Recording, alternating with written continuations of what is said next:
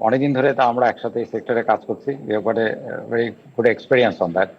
So যেটা হয়েছে যে জাল ভাই এবং আমাদের শফিউল ভাই যে কথাগুলো বলেছেন বাস্তবসম্মত কথা, আপনাদের বা বিভিন্ন অনুষ্ঠানে আমরা অনেকবার এই কথাটা বলেছি। যেহেতু আমি সেক্টরে কাজ করি, জি, আমি সেক্টরের ওনার দৃষ্টিকোণ থেকে শব্দটা কথাটি যদি একটু বলবো। বাড়ানো যায় আমি শুনতে একটু, জি আপনি বলতে থাকুন। জি, ক্যান ইউ হিয়ার মি? জি এখন একটু শোনা যাচ্ছে, জি বলতে থাকুন। আই এম সরি যে অডিয়েবল আই বিলিভ। এখন ঠিক আছে, এখন ঠিক আছে। ওকে। তো যেটা হয়েছে যে আমরা আমরা আপনাদের যেহেতু সেক্টর থেকে কাজ করি, আমরা সেক্টরের দৃষ্টিকোণ থেকে কথা বলবো। এখানে মাইগ্রেশনের দুটো ধারা যেটা নিয়ে আমরা আজকে আলোচনা করছি বা আমাদের বিজ্ঞ আলোচক বৃন্দ কথা বলছেন, সেটি হচ্ছে যে আনডকুমেন্টেড মাইগ্রেশন। আর আমরা যেটা নিয়ে কাজ করছি সেটা হলো ডকুমেন্টেড মাইগ্রেশন। তো যেটা হয়েছে যে যেই রুটটার কথা আমরা বলছি বা যেই দেশগুলোর কথা বলছি, সেই দেশগুলোতে ডকুমেন্টেড বা বা আমাদের মাইগ্রেশন সেক্টরে যে প্রসেস আছে সেই অনুযায়ী ওখানে যাবার মানে প্রসেসটা বা সেখানে যাওয়ার এটা কম। কারণ ওইখানে যেটা হয়েছে, ইউরোপের অনেকগুলো কান্ট্রি থেকে আমাদের ডিমান্ড আসছে, যেটা নিয়ে আমরা বেশ কয়েকবার কথা বলেছি। এটা একটা পলিসিগত সিদ্ধান্ত। সেটা হলো যে তাদের প্রচুর লোক লাগবে, কিন্তু প্রবলেমটা হচ্ছে আমাদের একটা ভিসা প্রসেসিং একটা লম্বা সময় লেগে যায়। যেটা হচ্ছে ভিসাগুলো বাংলাদেশ থেকে হয় না, যে ডিমান্ডগুলো আমাদের কাছে আসে সেগুলো প্রসেস করতে আমাদের প্রায় 8-6 মাস 8 মাস 9 মাস লেগে যায়। এবং এই কারণে আগে আমাদেরকে ভারতে যেয়ে করতে হতো, পরবর্তীতে এটি ভিএসএফ এর মাধ্যমে করতে হয়, বাট সেটা অনেক লম্বা সময় লাগে। সেই কারণে এই জায়গাটা ডিমান্ড থাকা অবস্থায় আমরা যে পরিমাণ ডিমান্ড থাকে সেটা প্রক্রিয়া করতে আমাদের সময় লাগার কারণে আমাদের ডিমান্ডগুলো চলে যায়। এখন হচ্ছে যে যারা এই রুটে যায় বা এই দেশগুলোতে যায়, তারা কিন্তু মিডল ইস্টও যাবে না, জাপানেও যাবে না, কোরিয়াতেও যাবে না, তারা কিন্তু মালয়েশিয়াও যাবে না। তারা কিন্তু এই রুটটাতে যায়, যেটা জালভাই একটু আগে বলেছেন যে ওইখানে যে গেলে যে সুযোগটা হয় সেটা হলো যে কোনো রকম যদি আপনি ল্যান্ড করতে পারেন, তাহলে আপনি শুধু না, আপনার পুরো পরিবারটা ওইখানে সেটেল হয়ে যায়। এই যে একটা বড় স্বপ্ন তাদের থাকে, এই কারণে সেটা যাচ্ছে। এই জায়গাটায় যেটা আছে, পলিসিগত ভাবে যদি আমরা ইউরোপিয়ান কান্ট্রিগুলোর সাথে আমাদের সরকার, বর্তমান সরকার সাধ্যমতো চেষ্টা করছেন ফরেন মিনিস্ট্রির মাধ্যমে, যেহেতু তাদের রিকোয়ারমেন্ট আছে, আমরা যদি তাদেরকে সেইভাবে ট্রেন আপ করে এবং ভিসা প্রক্রিয়াটাকে যদি সহজীকরণ করে ফাস্টার করে তাদেরকে সেই প্রসেসটা করে দিতে পারি, তাহলে কিন্তু এই পথে আর লোক যাবে না।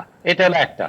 সেকেন্ড হলো যে কথাগুলো অলরেডি আমরা অনেকবার বলেছি, যে এটা চিহ্নিত কিছু জায়গা থেকেই কিন্তু এই লোকগুলো বারে বারে যায়, চিহ্নিত কিছু ফ্যামিলি থেকেই কিন্তু বারে বারে এই লোকগুলো যাবে, আপনি দেখবেন এটা সারা বাংলাদেশ থেকে না।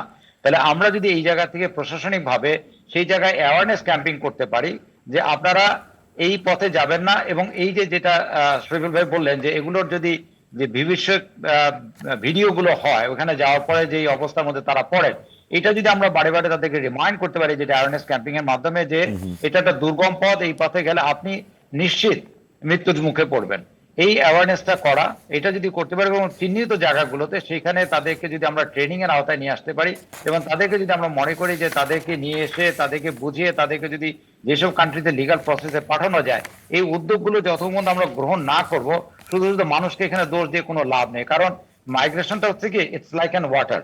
আপনি কোনো পানি হাত দিয়ে ধরে রাখতে পারবেন না। মানুষ তার নিত্য তার জীবিকার প্রয়োজনের তাগিদে মানুষ তার মতো করে মুভ করবে, এটা সারা দুনিয়ার মানুষ এভাবেই মুভ করে। So migration is a process that you cannot stop কোনো লাইনে পারবেন, কিন্তু আপনি যদি এই প্রক্রিয়াগুলোকে ঠিক করেন, তাহলে কিন্তু আপনি এটাকে কমাতে পারবেন, হারটা কমাতে পারবেন। প্লাস হচ্ছে লোকাল এমপ্লয়মেন্ট, তাদেরকে যদি এইভাবে এখানে আমরা এমপ্লয়মেন্টের সুযোগ করে দিতে পারি, তাদেরকে ট্রেন্ড আপ করতে পারি, এবং তাদের ভ্যালু অ্যাডেড মার্কেটে তারা যেতে চায়। ভ্যালু অ্যাডেড মার্কেটে যেতে হলে আমাদের কিন্তু বর্তমান যে ট্রেনিং ব্যবস্থা আছে সেটা হবে না। সেখানে আমাদের কমিউনিকেশন স্কিল আছে, যেটাকে আমরা সফট স্কিল বলি, এবং আমাদের ট্রেনিং ব্যবস্থাটাকে পুনরায় একেবারে ঢেলে সাজাতে হবে, এবং আমাদের সেখানে ল্যাব সহ সেই রকম ট্রেনিং ব্যবস্থা করতে হবে। আমাদের এডুকেশনাল ক্যারিকুলামের মধ্যে সেগুলো নিয়ে আসতে হবে। মাইগ্রেশন একটা এমন একটা সাবজেক্ট, এমন একটা অবস্থা যেটা দেশের অর্থনীতির মূল কাণ্ডারি, যেটা শুধু রেমিটেন্স দিকে দেখলে হবে না, এটা কিন্তু আপনাকে দিচ্ছে ফরেন এমপ্লয়মেন্ট। দেশে 10 থেকে 12 লক্ষ লোকের এমপ্লয়মেন্ট হচ্ছে প্রতি বছর, যেটা আমার দেশে কিন্তু দেশের মার্কেটে আমি কত লোককে অ্যাবজর্ব করছি, তারপরে অনেক গুণ আমরা এখানে করছি। তাহলে এই যে লোকগুলোর এমপ্লয়মেন্টের ব্যবস্থা হচ্ছে, এটাকে যদি আমরা ক্রমান্বয়ে 10 থেকে 15 লাখ 20 লাখে নিয়ে যেতে পারি এবং ট্রেন লোক ভ্যালু অ্যাডেড মার্কেটে যেতে পারি, তাহলে আমার এই যে জি, লোকগুলো ইউরোপে যেতে চায় তাদের জন্য বিরাট সুযোগ আছে। শুধু ইউরোপের কথা বলবো কেন, প্যাসিফিকে আপনার অনেক বড় রয়ে গেছে, অস্ট্রেলিয়া, নিউজিল্যান্ড, এই যে এই জায়গাটা, এই বেলটাতে প্রচুর লোক লাগবে। কি কোন কোন ক্ষেত্রে লোক লাগবে আমাদের সেগুলো রিসার্চ করে, আমরা সেক্টরে আছে, আমাদেরকে নিয়ে যদি মন্ত্রণালয় বসে, আমরা আমাদের ইনপুটগুলো দিতে পারবো, যেহেতু আমরা ফিল্ডে কাজ করি। এবং সেই জায়গায় আমরা যদি আমাদের যে অ্যাডমিনিস্ট্রেশন আছে তাদের সাথে কাজ করি এবং তারা তারা যদি সেগুলো প্লাগ ইন করতে পারেন, আমার দৃঢ় বিশ্বাস যে এই জায়গায় আমরা একটা ভালো ফল জি। করতে পারবো।